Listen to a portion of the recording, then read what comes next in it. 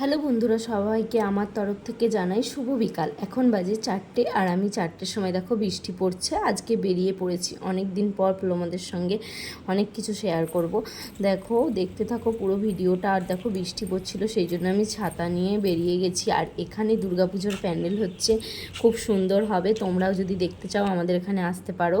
আর আমি তোমাদেরকে বলে দেবো, কেউ কমেন্ট করবে যে কোথায় দুর্গাপুজো হচ্ছে, সেটা আমি তোমাদেরকে বলে দেবো। তারপরে দেখো শপিং করতে চলে এলাম। পার্লারে গিয়েছিলাম, একটু পার্লার থেকে এসে শপিং করতে চলে গেলাম। হঠাৎ করে কেন শপিং বলো তো তোমরা? ভিডিওটা দেখে কি কিছু বুঝতে পারছো? তোমরা শেষ পর্যন্ত দেখো, আমি বলে দিচ্ছি। দেখো ওখানে দেখো একটা গপু ছিল, গপুকেও আমি একটু নিয়ে নিলাম। তারপর জন্মাষ্টমী আছে যেহেতু, আর আমার অনেক দিনের শখ ছিল যে আমি একটা বেড নেবো, মানে গোপালের জন্য শোয়াবো। দেখো ওর জন্য মশারি, বেড সব কিছু নিয়ে নিচ্ছে। আর কী কী নিলাম তোমাদেরকে বাড়িতে একটা ব্লগ করে সব কিছু দেখাবো।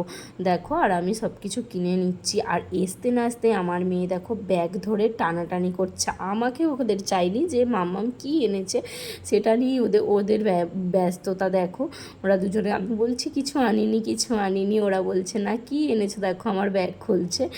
যাই হোক, ওদের খুশিটাই আমার খুশি। আর আমি খালি হাতে আসবো এটা তো কখনো হয় না। আর দেখো আমার শরীরটা সত্যিই খুব খারাপ ছিল, আর আমি হসপিটালে অ্যাডমিটও ছিলাম। মানে আমার পেট খারাপ হয়ে গিয়েছিল।